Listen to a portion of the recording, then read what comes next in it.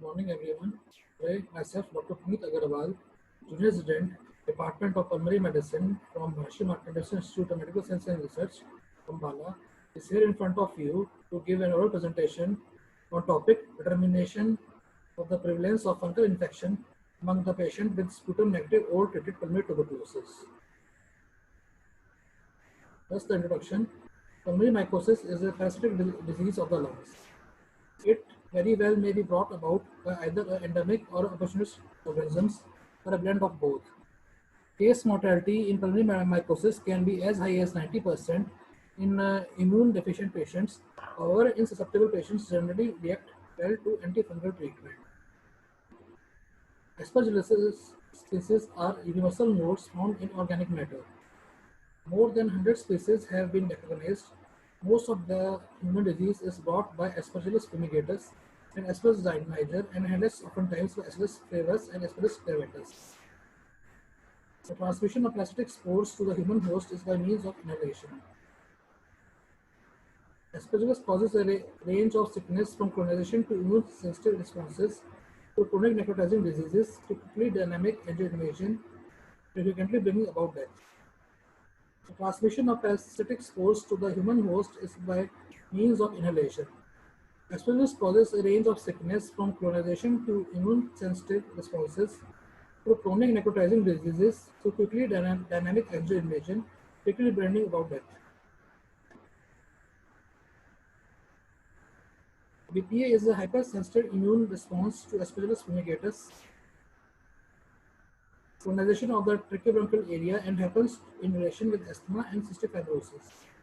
An aspergilloma is a parasitic ball that creates in a previous pit in the lung parenchyma.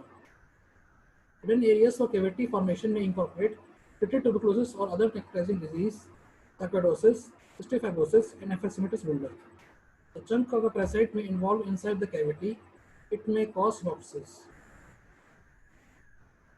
CNPA is a subintense normally found in patients with some level of immunosuppression, most regularly that related with fundamental lung infection, liquid addiction, or long-haul corticosteroid treatment. Since it is unprecedented, chronic necrotizing pulmonary aspergillosis frequently stays unrecognized for a considerable length of time or months and can be a dynamic cavitary infiltration. Obtrusive aspergillosis is a quickly dynamic, regularly lethal contamination treated with noteworthy mortality with a rate of 30 to 25% that happens in patients who are seriously immunosuppressed.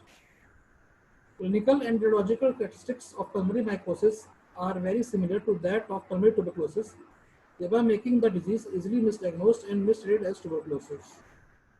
Thus, the present study was undertaken with the aim to determine the prevalence of fungal infection among patients present with sputum-negative or treated pulmonary tuberculosis. Inclusion criteria: not immunocompromised patients aged 18 years and above.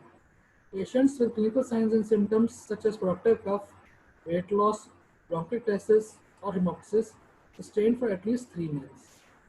Positive sputum and or positive smear and or culture for aspergillus and or positive lung histopathology suggestive of aspergillosis. Chest X-ray, CT scan or chest infiltrates suggestive of aspergillosis. Exclusion criteria: patients with previous antifungal treatment in the last 2 months before the clinical review.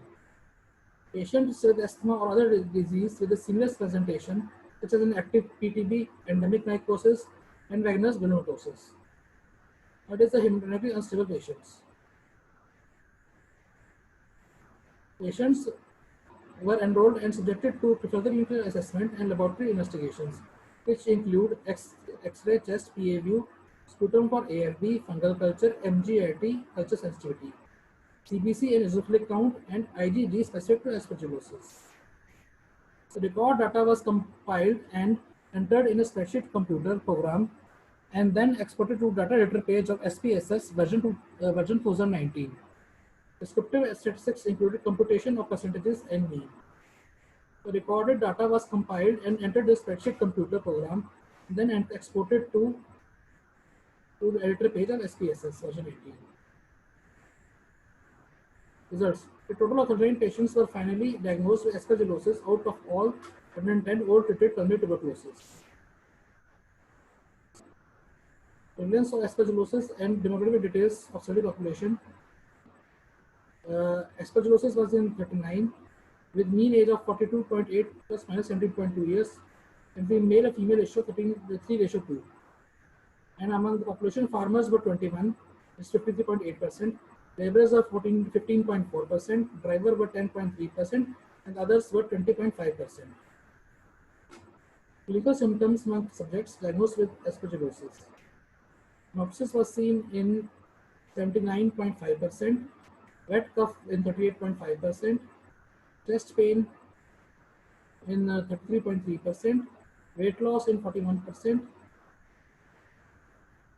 dyspnea in 30.7%, fever in 25.5%, dry cough in 10.3%, no symptoms in 15.4%.